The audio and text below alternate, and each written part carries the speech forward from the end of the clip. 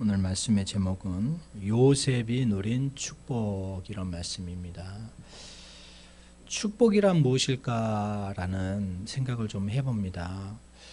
특별히 이번 한 주간 우리 추석 명절을 맞아서 많은 사람들이 오고 가게 되실 텐데 우리가 축복해 주는 그런 말씀들을 참 많이 합니다. 성경에서 말하는 복의 정의가 뭘까라는 그런 생각을 하면서 우리 어성경이 읽어진에 대한 복의 정의는 하나님 나라 백성이 되는 거지요. 하나님 나라 백성으로서 다른 사람에게 영향력을 끼쳐주는 것을 말합니다. 오늘 이 요셉이 누린 축복을 통하여서 이 시대에 우리에게, 저와 여러분들에게 그런 축복의 통로가 늘 넘쳐날 수 있는 귀한 성도님들이 되시기를 주님의 이름으로 축원합니다. 어떤 분이 이렇게 질문한 적이 있습니다. 운동 경기를 하는 두 팀이 있습니다. 두 팀 모두 하나님을 잘 섬기고 있었습니다. 다 자기 팀이 우승하게 해달라고 이렇게 기도를 하지요. 이런 때 하나님은 어떻게 응답하시겠습니까? 라고 이렇게 물었습니다. 그러자 그의 대답은 너의 실력대로 경기를 해라 라는 것이었습니다. 맞는 말씀이죠. 우리가 구원받아 하나님의 자녀가 된 것은 하나님의 전적인 은혜이지만 이 땅에서 누리는 축복은 우리들의 행함의 결과이다라는 것입니다. 요행을 부리며 살아가서는 안 된다라는 거지요. 오늘 본문에 이제 창세기 49장의 내용도 이와 같은 내용입니다.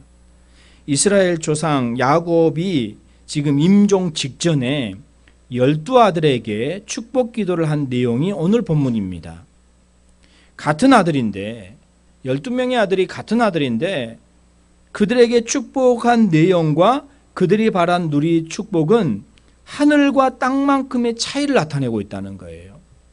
원인이 뭘까요? 하나님이 이 사람들을 차별하셔서 그럴까요? 아닙니다. 원인은 자신들의 행함의 결과였다는 것이지요.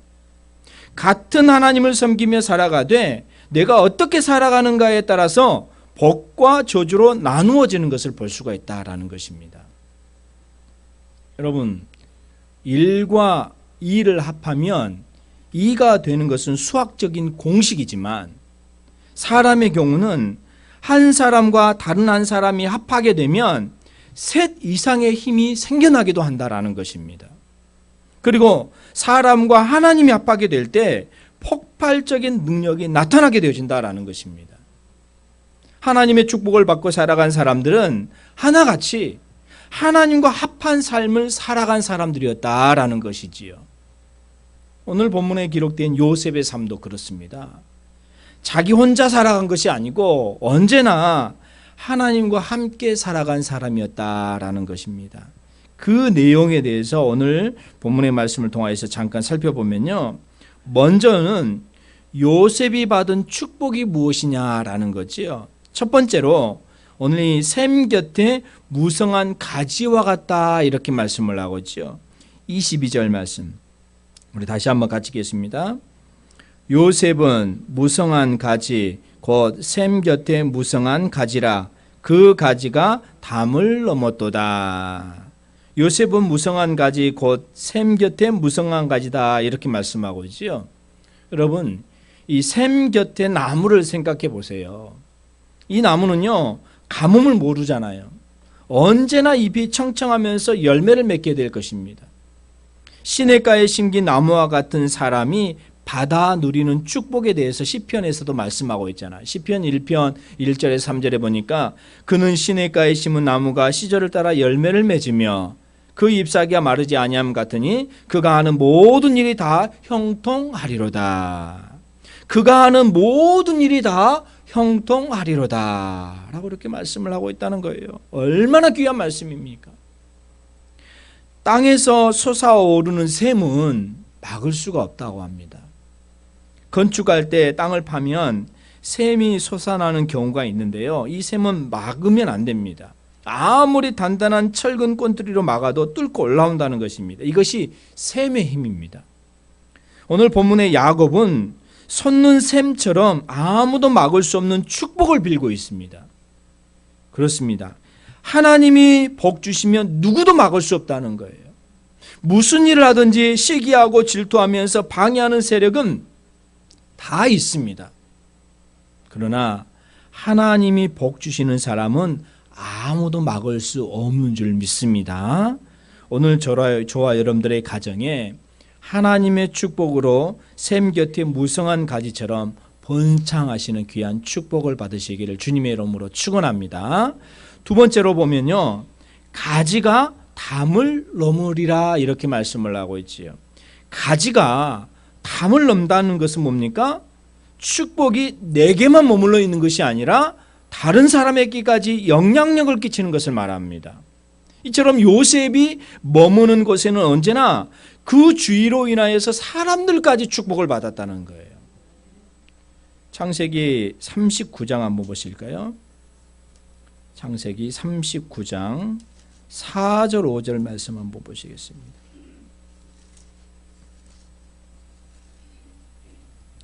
창세기 39장 4절 5절 함께 봉독하겠습니다.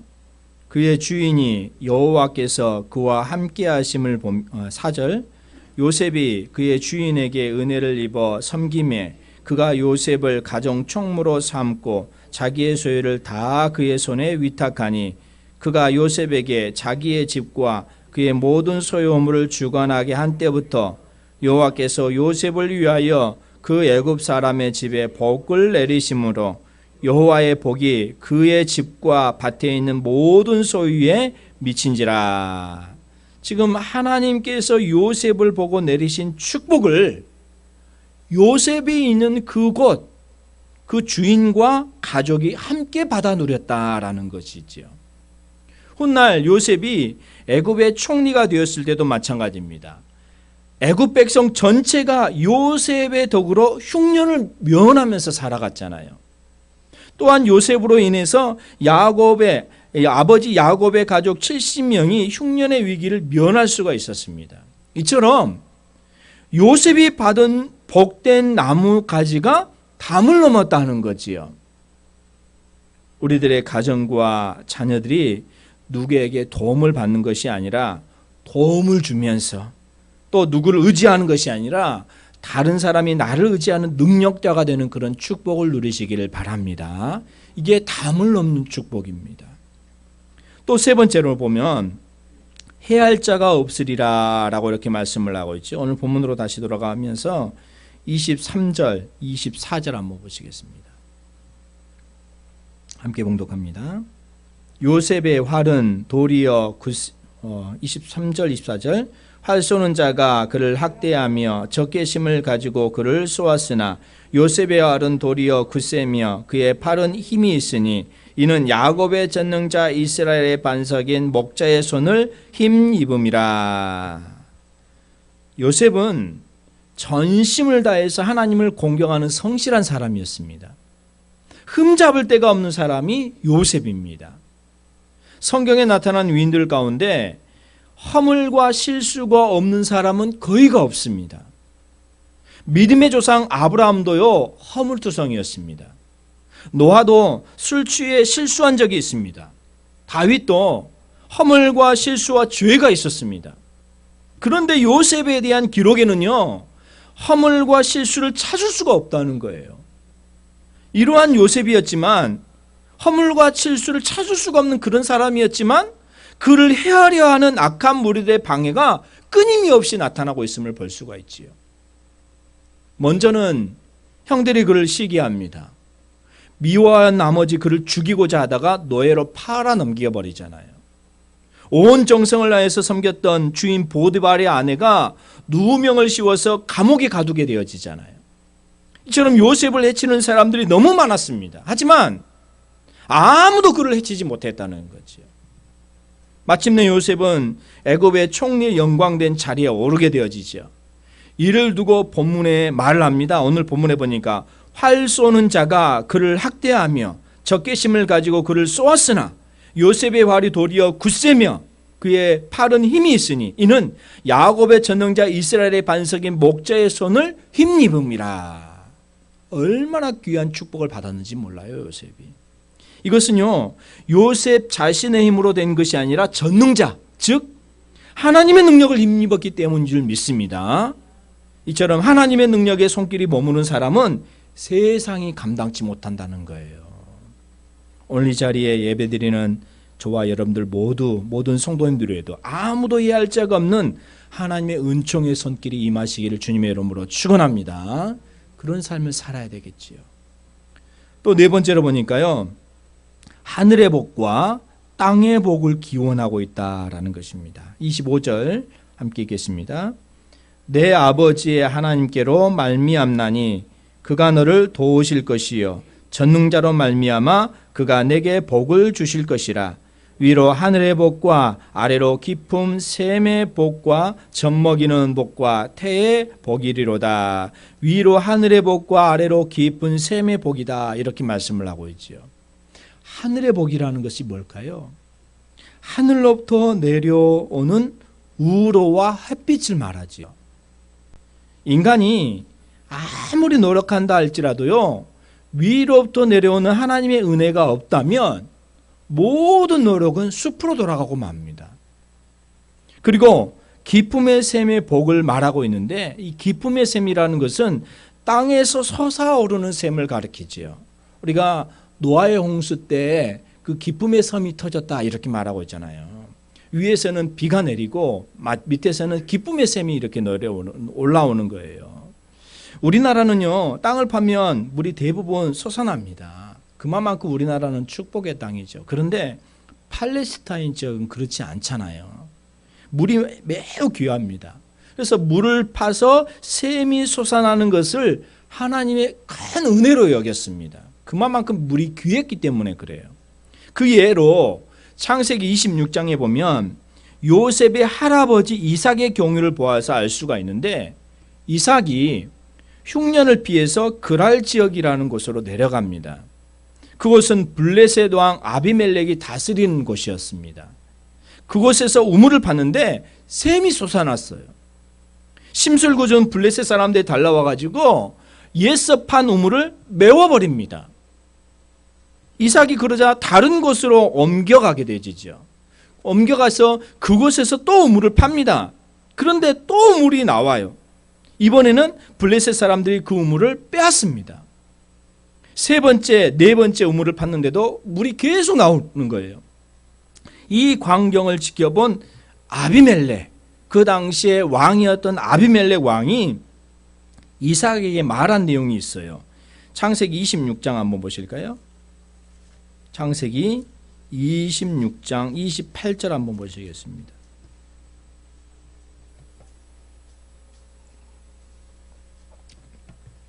창세기 26장 28절 29절 읽겠습니다.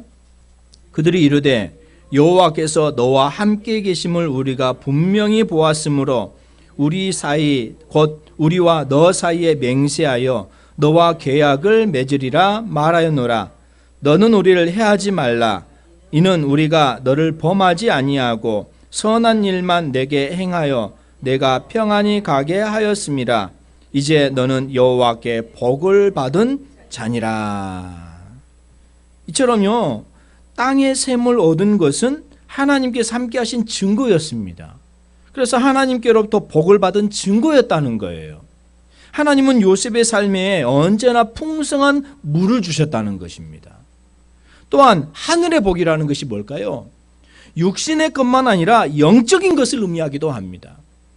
험한 세상을 살아가려면요, 하나님이 주시는 성령님의 감동이 있어야 됩니다. 성령의 필요함을 자동차에 비유한다면 내 삶의 핸들을 하나님이 잡게 하시고 운행하는 것을 말하지요.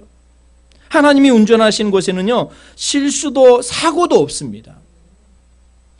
천체의 운행을 한번 보세요. 그렇잖아요. 이 지구가 전혀 부딪힘이 없이 움직이고 있잖아요. 반면 인간 사회에는요, 교통 또 사고 여러 가지 사건들이 끊임없이 일어나고 있습니다. 조심을 하지만 막을 수가 없는 경우들이 있잖아요. 이게 인간의 한계입니다. 하나님께서 내 삶의 자동차를 운행하신다면 행복의 연속인 줄 믿습니다. 승리의 연속이라는 거예요. 그래서 에베소서 5장 18절에 오직 성령의 충만함을 받으라 이렇게 말씀하고 있잖아요. 성령의 충만을 받아야지 내 인생에 하나님께서 역사하셔서 승리의 길로 축복의 길로 역사한다라는 것입니다. 또 오늘 다섯 번째로 자녀의 축복을 하고 있지요. 25절 끝절에 보니까 젖먹이는 복과 태의 복이로다 이렇게 말씀하고 있습니다. 이는 후손의 축복을 가리키는 것입니다. 가정마다 여러 가지 소망이 있지만 자식에 대한 축복만큼 소중한 것은 없을 거예요. 요즘 이슈가 되고 있는 뉴스가 있지요. 초등학생 2명이 라면을 먹다가 좀 불이 나가지고 위험에 처해 있는 그런 것들을 뉴스를 통해서 보잖아요. 어머님이 그냥 방치했다 그러잖아요. 그런데 이 돌봄을 해준데도 불구하고 그 둘이 라면을 끓여 먹다가 불이 나가지고 또 그 동생은 뭐 일어났다고 하는데 형이 아직 일어나긴 일어났지만 아직도 그 의식이 제대로 돌아오지 못하고 있다라는 것이 지금 이슈가 되어지고 있습니다. 이런 것들을 봤었을 때 그렇습니다. 자녀들에게 얼마나 이 자녀들이 잘 자라기를 이렇게 원하는 것이 부모님들의 그런 마음 아니겠습니까? 안타깝잖아요. 그래서 사람들이 도움을 주고자 많은 사람들이 그 아이들에게 도움을 주고자 이렇게 일어나고 있는 것들을 보게 되어집니다. 조심을 하지만 막을 수 없는 것 이런 것들이 있다는 거죠. 하나님께서 하지만 내 삶의 자동차를 운전하신다면 행복의 연속이라는 거죠. 승리의 연속입니다. 그래서 우리 또한 성령 충만함을 받아야 된다라는 거예요. 젖먹이는 복과 태의 복이로다 이렇게 말씀하고 있습니다. 가정마다 여러 축복의 모습이 있지만 이거는 모든 사람들의 축복의 그런 모습 아니겠습니까? 세상의 모든 것을 한 몸에 누린다 할지라도 자식이 잘못되면 무슨 보람이 있겠습니까? 그런데 자식 농사가 부모 마음대로 되는 것이 아니라는 것이 문제이지요. 자식 농사는 돈으로 되는 것도 아닙니다. 자식 농사는 교육만으로 되는 것도 아닙니다. 오직 하나님의 보살핌이 있어야 된다라는 것입니다. 하나님께서 우리 모두의 자녀들의 이 사역한 세상에서 지키시며 바른 길로 인도하시는 그런 축복된 그런 자녀들이 되시기를 주님의 이름으로 축원합니다. 그러면 이 요셉이 누린 축복에 대해서 지금 이삭이 축복을 하고 있는데 축복받은 요셉의 삶이 뭐였느냐는 거예요. 그런 삶으로 우리가 또 살아가야 되잖아요. 오늘 시대도 마찬가지입니다. 하나님 앞에서요 우리는 우연이라는 게 없습니다. 심은 대로 거두게 하시는 것이 하나님이 정하신 절대 원칙입니다. 갈라디아서 6장 7절 말씀해 보니까 사람이 무엇으로 심든지 그대로 거두리라 이렇게 말씀하고 있어요. 로마서 2장 6절에도요 하나님께서 각 사람에게 그 행한 대로 보응하시되라고 이렇게 말씀을 하고 있다는 거예요. 야곱이 자녀들에게 축복하면서 요셉에게만 집중적으로 축복을 하고 있습니다. 그 까닭이 뭘까요? 야곱이 자식들을 편애한 것입니까? 그렇지 않습니다. 그 해답을 오늘 28절에서 볼 수가 있는데요. 28절 한번 같이 읽겠습니다. 이들은 이스라엘의 12지파라 이와 같이 그들의 아버지가 그들에게 말하고 그들에게 축복하였으니 곧 그들 각 사람의 분량대로 축복하였더라. 여기 보니까요. 야곱이 자신의 마음대로 한 것이 아니라 그들이 살아온 삶의 행적을 토대로 그렇죠. 그들이 행한 대로 축복을 했다는 거예요. 구원은 조금 전에도 말씀을 드렸지만 하나님이 거두주신 은혜이지만 땅에서 누리는 축복은 우리의 행함에 근거하고 있다는 거예요. 그러면 요셉이 어떻게 살았느냐는 거예요. 첫 번째로는 요셉은 변함없이 하나님을 섬겼습니다. 요셉은 천신만고의 삶을 살아갔잖아요. 형들의 시기, 배신, 그러면서 노예로 팔려갑니다. 그 당시 노예는 사람 취급을 받지 못하잖아요. 말하는 농기구입니다. 시키면 시킨 대로 해야 되는 거예요. 이러한 인간 이하의 처지에서도요, 하나님을 섬기는 요셉의 믿음에는 변함이 없었다는 거예요. 얼마나 억울했겠습니까? 형들에게 노예를 팔렸으니까. 하나님의 은혜로 이제 안정된 삶을 살아가는가 했는데 이번에도 억울하게 죄수의 누명을 쓰고 감옥에 갇히게 되어지잖아요. 이때에도 하나님을 섬기는 요셉의 신앙에는요, 전혀 변함이 없었다는 거예요. 오늘날 우리가 삶에서도 그렇잖아요. 억울한 일을 당할 때가 참 많이 있지요. 나는 그렇게 행하지 않은데 사람들은 나를 그렇게 억울하게 누명을 쓰이고 오해하고 얼마나 마음이 괴로운지 몰라요. 그런 사람들이 있으면. 어머니 요셉도 그랬지 않습니까? 나는 정직하게 행하였는데 누명을 씌우는 거예요. 이때도 하나님을 섬기는 요셉의 신앙에는 변함이 없었다는 거예요. 외롭지요. 고달프지요. 억울하지요. 하나님을 의지하는 요셉의 믿음에는요, 그럼에도 불구하고 전혀 흔들림이 없었다는 거예요. 묵묵히 하나님을 섬기며 살아갔습니다. 이러한 요셉에게 하나님은 크신 은혜를 베풀으셨다는 거예요. 하나님의 때가 있다는 것이죠. 하나님의 속성 가운데 한 가지는 불변성입니다. 변함이 없다는 거예요. 하나님은 변함없는 사람을 또 사랑하신다는 것입니다. 에베소서 6장 24절에 보니까 우리 주 예수 그리스도를 변함없이 사랑하는 모든 자에게 은혜가 있을지어다. 음식이 변하면 더 이상 음식이 아니죠. 음식물 쓰레기입니다. 버려야 됩니다. 기계가 변했다는 것은 고장난 것입니다. 고장난 것은 그 어떤 것이라 할지라도 귀하게 여기지 않습니다. 요셉은 지금 어떠한 경우라 할지라도 하나님을 섬기는 신앙에는 변함이 없었다는 거예요. 하나님은 이러한 요셉을 남달리 사랑하시면서 축복했다는 거예요. 요한복음 5장 15절에 보니까 나는 포도나무여 너희는 가지라 그가 내 안에 내가 그 안에 거하면 사람은 열매를 많이 맺나니 나를 떠나서는 너희가 아무것도 할 수 없음이니라 이렇게 말씀을 하고 있습니다. 나무의 뿌리와 같고 줄기와 같으신 주님 곁에 떠나지 아니하고 붙어있는 사람은 하나님의 능력을 힘입을 수 있다라는 것입니다. 요셉의 삶이 그랬다는 거예요. 요셉은 어떤 경우에도 하나님의 곁을 떠나지 않았습니다. 하나님은 이러한 요셉을 남달리 사랑하시면서 축복하였다라는 거예요. 사랑하는 우리 이름교회 성도 여러분, 변함없이 하나님을 섬기며 사랑하시기를 바랍니다. 변함없이 주님의 몸된 교회를 중심하여서 우리가 살아가야 됩니다. 이것이 곧 하나님을 중심하여서 살아가는 것인 줄 믿습니다. 또 두 번째로 요셉은 꿈의 사람이었지요. 요셉을 가리켜서 뭐라고 말합니까? 꿈꾸는 사람, 꿈의 사람 이렇게 말합니다. 창세기 37장 19절 말씀 한번 보실까요? 창세기 37장 19절 18절 19절 함께 읽겠습니다. 요셉이 그들에게 가까이 오기 전에 그들이 요셉을 멀리서 보고 죽이기를 꾀하여 서로 이르되 꿈꾸는 자가 오는도다. 꿈꾸는 자가 오는도다 이렇게 말씀하고 있습니다. 그러니까 요셉은 꿈꾸는 사람인 거예요. 하나님은 일찍이 요셉에게 꿈을 주셨잖아요. 창세기 37장 그 꿈을 한번 보시면 37장 6절 한번 보실까요? 37장 6절에서 10절까지 함께 읽겠습니다. 요셉이 그들에게 이르되 청하건대 내가 꾼 꿈을 들으시오. 우리가 밭에서 곡식단을 묶더니 내 단은 일어서고 당신들의 단은 내 단을 둘러서 절하더이다.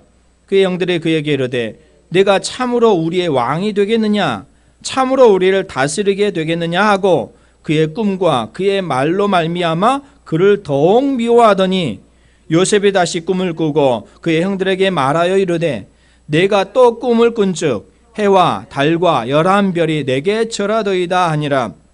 그가 그의 꿈을 아버지와 형들에게 말하매 아버지가 그를 꾸짖고 그에게 이르되 내가 꾼 꿈이 무엇이냐 나와 내 어머니와 내 형들이 참으로 가서 땅에 엎드려 내게 절하겠느냐. 장차 큰 지도자가 될 꿈이죠. 이 꿈은 요셉의 가슴 속에서 사라지지 않았습니다. 그러니까 말로 다 표현할 수 없는 시련이 계속 되었잖아요. 요셉은 좌절하지 않았다는 거예요. 포기하지도 않았다는 거예요. 그 까닭은 그의 마음속에 이런 하나님이 주신 꿈이 있었기 때문에 그렇습니다. 요셉의 형들이 요셉을 보고 창세기 17장 19절에 꿈꾸는 자가 오는도다 라고 이렇게 말한 것은 지금 요셉의 형들은 좋은 뜻으로 한 말이 아니지요. 조롱하고 비아냥거리는 말입니다. 예나 지금이나 꿈을 꾸는 사람은 꿈이 없는 사람들로부터 조롱과 멸시를 당하게 되어집니다. 꿈 없는 사람들의 눈에는 꿈을 꾸는 사람이 허황된 사람으로 보이기 때문에 그렇습니다. 아브라함의 나이가 100세가 되어가고 아내 사라의 나이가 90세가 되어갈 때 일이죠. 이 호호백발 노인들이 자녀를 얻겠다는 꿈을 가지고 이름까지 아브라함, 즉 많은 무리의 아버지로 바꾸었을 때 그를 지켜보던 사람들의 눈에 아브라함이 정상적인 사람으로 보이겠습니까? 모두가 비웃고 흉을 보았을 것입니다. 그러나 하나님은 아브라함의 꿈과 믿음대로 되게 하셨다라는 거지요. 또 어린 소년 다윗이 완전 무장한 골리앗 장군을 상대하여서 물맷돌 하나를 가지고 싸우러 나갔을 때 그를 지켜보던 사람들의 눈이 어떻게 보였겠습니까? 기가 막힐 노릇이죠. 지금까지 우리가 싸워가지고 이렇게 했는데도 이길 수가 없는 그런 상황에 그렇게 나갔으니까 철없는 어린 소년을 보는 골리앗 눈에는 또 어떻게 보였겠습니까? 하지만 다윗은 믿음과 꿈대로 골리앗 장군 앞에 엎드려 패하고 말았잖아요. 골리앗이. 오늘 그렇습니다. 이 시대적인 그런 상황들을 보면서 우리가 더 해야 될 것, 우리의 믿음을 지키고 어떤 상황 속에서도 변하지 아니하고 주님을 찬양하며 말씀대로 서가시는 그런 삶을 살아갈 때 주님께서는 저와 여러분들에게 축복의 통로가 되게 될 줄 믿습니다. 예전에 한때 유명했던 분이 계시죠. 농촌운동 선구자였던 유태영 박사님이라는 분이 계십니다. 이분이 전북 임실에 가난한 머슴의 아들로 태어났다 그래요. 만학도로 서울에 올라와가지고 구두 닦기를 하면서 독학으로 공부를 했습니다. 그 한국 농촌의 가난이 너무너무 안타까워가지고 농촌 부흥을 꿈꾸면서 세계 제1의 낙농국가에서 배우기 위해서 덴마크 유학을 꿨다 그래요. 꿈을 꿨다 그러죠. 그래서 새벽 기도 때마다 늘 이렇게 기도합니다. 덴마크에 유학하게 해주세요. 덴마크에 유학하게 해주세요. 이렇게 기도합니다. 그런 덴마크로 유학 가기 위해서 한 통의 편지를 써요. 그런데 그 편지를 어디에 보내야 할지 몰랐습니다. 내가 편지를 쓰긴 썼는데 어떻게 보내야 될지도 모르는 거예요. 그래서 그 봉투에 이렇게 적었다고 그래요. 프레리디 구세 국왕 콤펜하겐 덴마크 이렇게 그냥 써서 보냈다 그래요. 어떻게 보면 허황된 꿈이에요. 대학을 나온 지식인이 어떻게 보면 이런 꿈을 꾸고 있었다는 거죠. 하지만 40일 후에 놀랍게도 이 덴마크 국왕 보좌가 내무부로부터 덴마크 대학 입학 허가장과 왕복 비행기 티켓이 배달되었다는 거지요. 이렇게 하여서 덴마크에서 공부한 후에 이스라엘까지 가서 농업을 연구했다는 거죠. 이분이. 무슨 말을 하고 싶습니까? 이 꿈을 꾸는 그런 삶으로 나갔을 때 하나님께서 반드시 역사하시면서 일하셨다라는 것입니다. 그렇기 때문에 로마서 4장 18절에도 바랄 수 없는 중에 바라라 이렇게 말씀하고 있잖아요. 세상 사는 것이 힘들어 희망도 꿈도 꿀 수 없는 형편이 되었다 할지라도 특별히 오늘 이 코로나 시대를 보면서 더 많이 우리가 느끼고 있잖아요. 피부적으로 체험하고 있잖아요. 이럴 때일수록 더 하나님을 의지하면서 꿈을 꾸면서 살아가시는 귀한 성도님들이 되시기를 바랍니다. 꿈을 꾸면 꿈대로 되어진다는 거지요. 계란을 품지 않는 닭이 병아리를 낳을 수가 없잖아요. 물론 오늘날 시대는 품지 않아도 얼마든지 키울 수 있지만 예전에 이렇게 닭이 계란을 품지 않으면 부화할 수가 없잖아요. 꿈을 품지 않은 사람은 내일의 영광을 기대할 수 없다는 거예요. 꿈을 가진 사람이 성공한다는 거지요. 꿈이 있는 사람에게 활력이 있다는 거지요. 생기가 있고 왕성한 삶의 의욕이 있습니다. 이로 인해 그의 삶은 아름답게 빛나게 되어진다는 것입니다. 꿈이 그 사람으로 하여금 꿈이 있는 곳으로 끌고 가는 힘이 있다는 거지요. 왜요? 내가 어떻게 해야 될 그런 희망이 있기 때문에, 비전이 있기 때문에 그런 거예요. 꿈의 사람이 꾸지만 그 꿈이 그 사람을 꿈꾸고 있는 것으로 끌고 간다는 거지요. 왜? 내가 그 목적을 가지고 있기 때문에, 또 기도하기 때문에, 나는 이런 꿈을 가지고 나가면 이렇게 되겠습니다. 이런 비전을 가지고 나가겠습니다. 상황이 나를 움직이지 않는 거죠. 그래서 잠언 29장 18절에 보니까 묵시가 없으면 백성이 방자에 행한다 이렇게 말씀하고 있습니다. 꿈이 성취되는 과정에 반드시 필요한 것은 뭡니까? 용기입니다. 겁쟁이는 아무것도 알 수 없어요. 용기는 결단이 필요합니다. 그래서 독일의 작가 괴테가 이런 말을 했죠. 돈을 잃은 것은 가벼운 손실이다. 명예를 잃는 것은 중대한 손실이다. 하지만 용기를 잃는 것은 보상받을 수 없는 손실이다. 이렇게 말을 했습니다. 지상 낙원의 나라로 불리는 덴마크 경우도 마찬가지입니다. 전쟁에 피하고 모든 국민들이 시리에 빠져 있을 때 그룬비트 목사님이 이렇게 외쳤다고요. 국토를 잃은 것은 잃은 것이 없다. 많은 젊은이를 잃는 것은 크나큰 손실이다. 그러나 꿈을 잃는다면 모든 것을 잃은 것이다. 이렇게 말하면서 이렇게 세웠다는 거지요. 이 말을 들은 국민들은 꿈을 가졌고요. 지상 낙원의 나라로 오늘날까지 이렇게 설 수 있는 그런 나라가 되어졌잖아요. 이런 꿈은 곧 생명이라는 거지요.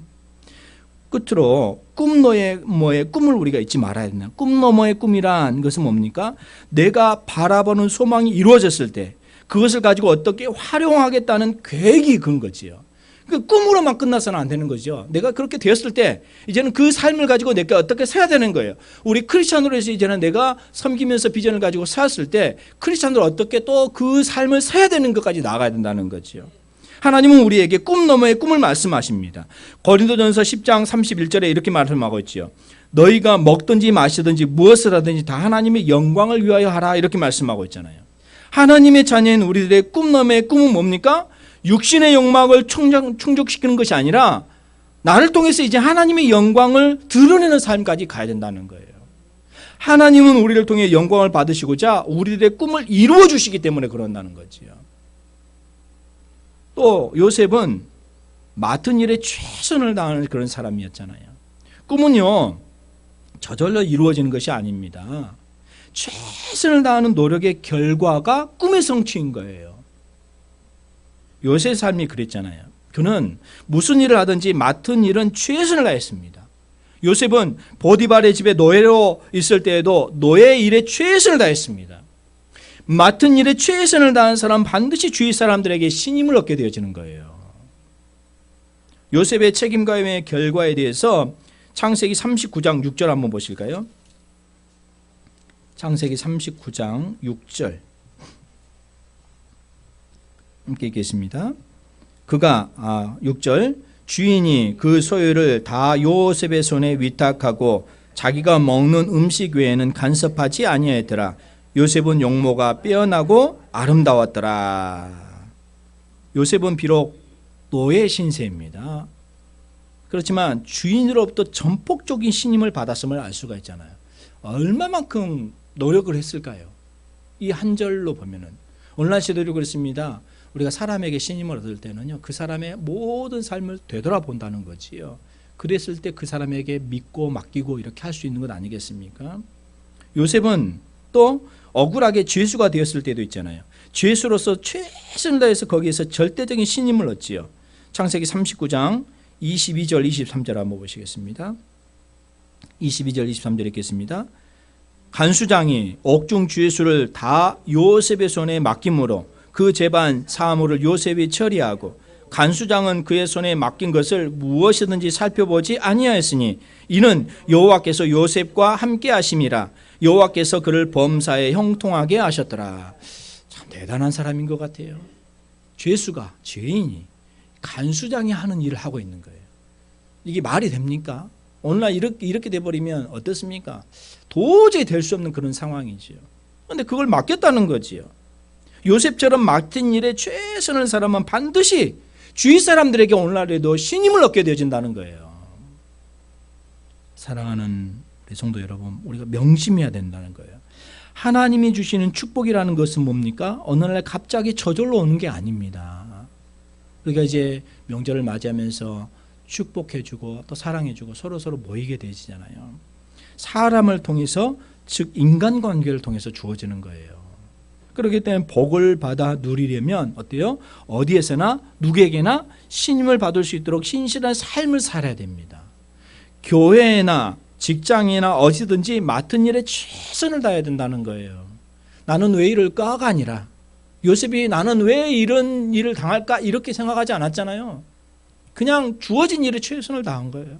그러다 보니까 그 꿈이 있었죠. 하나님께서 주신 꿈이 있었잖아요. 그 꿈을 가지고 나아갈 때 하나님께서 그 꿈대로 되게 하셨잖아요. 그 상황이 너무너무 힘들었지만 오늘날 시대도 마찬가지입니다. 교회나 저와 여러분들의 개인적인 삶이나 여러 가지 어려움이 있을 수 있습니다. 하지만 그 어려움을 보지 마시고 하나님께서 나에게 주신 꿈이 뭔지 그 꿈을 바라보면서 나아가고, 또 꿈대로 되었을 때 이제는 내가 꿈대로 됐으니 어떻게 해야 될까? 그걸 비전을 가지고 또 나아가야 된다는 거예요. 요셉은 축복을 받기 합당한 삶을 살았습니다.